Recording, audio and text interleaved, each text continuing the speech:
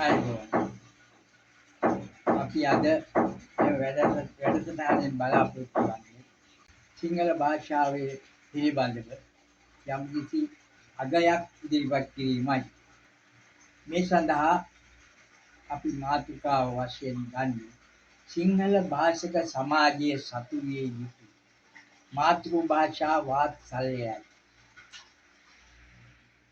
භාෂාව වූ කලි මනුෂ්‍ය කණ්ඩායම් තමන් අයත් යම් සමාජයක භාවිත කරන මූල sannivedana පද්ධතිය බව ජෝන් ලයන්ස් කියන පඬිවරයා 1970 දී ප්‍රකාශ කරලා තියෙනවා. භාෂාව පිළිබඳ ඉදිරිපත් වී තිබෙන ඉහත නිර්වචනය භාෂාවක් යනු මානව වර්ගයා සතු ප්‍රධාන sannivedana මේවලම බව ගම්ම්‍ය වෙනවා. ලාංකේය භාෂක සමාජයේ මාතෘ භාෂාව වන්නේ සිංහල භාෂාව හෙවත් එළබතයි. ඓතිහාසික විද්වත් මත අනුව සිංහල ප්‍රාකෘතය ආරම්භ වූයේ කවදා කෙසේද කොතනින්ද යන්න පිළිබඳ නිශ්චිත අදහසක් නැහැ. ඒ පිළිබඳ දැනට ඉදිරිපත් වී තිබෙන ප්‍රධාන මත දෙකයි. එක සිංහල ප්‍රාකෘතය ඉන්දු ආර්ය ප්‍රාකෘතයන්ගෙන් සම්භව වූ බව. දෙක සිංහල ප්‍රාකෘතය අනාර්ය භාෂාවක් බව. මේ පිළිබඳ පුරාවිද්‍යාත්මක සහ ඓතිහාසික සාක්ෂි හමු වන්නේ ක්‍රිස්තුපූර්ව 300 සියවසෙන් පසුව. සිංහල ප්‍රාකෘතයේ මූල භාෂා ලක්ෂණ විජයාවතරණයට පෙර සිටම පැවතුනත් ඒ සම්බන්ධ ලේඛනගත සාධක හමු වෙන්නේ නැහැ. තවද සිංහල භාෂාවේ සම්භවය පිළිබඳ හමු වෙන සාධක ඉහත මත ද්වය නැත්නම් මත දෙක අතර දෝලණය වෙමින් පවතිනවා.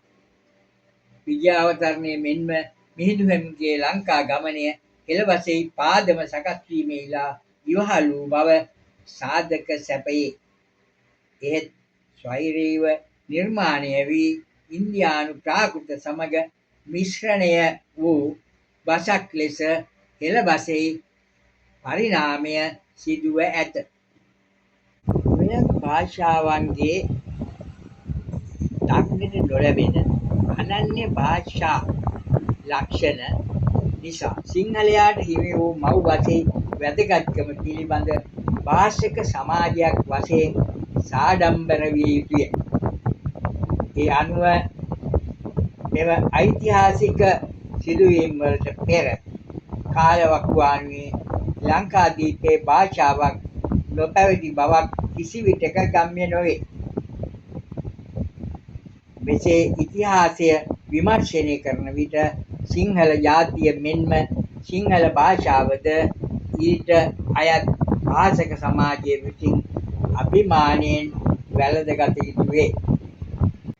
භාෂාව වනාහි හුදු හෝ අර්ථිතාර්ථක සම්මුති පදනම් කරගත් සංකේත පද්ධතියක්. එය භාෂිකයාගේ වෙනස් වන අවශ්‍යතා හා ස්වභාවය අනුව වෙනස් කළ හැකි සේම අසීමාන්තිකව විස්තරණය කළ හැකිද වේ.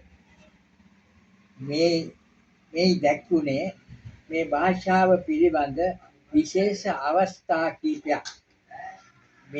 මේ භාෂාවේ ඇති වෙනස් ස්වභාවයන් පිළිබඳව හා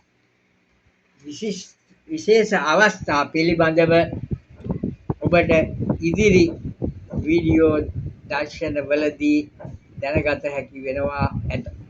නැවත හමු වෙනතර ඔබට සුබදායක දවසක්.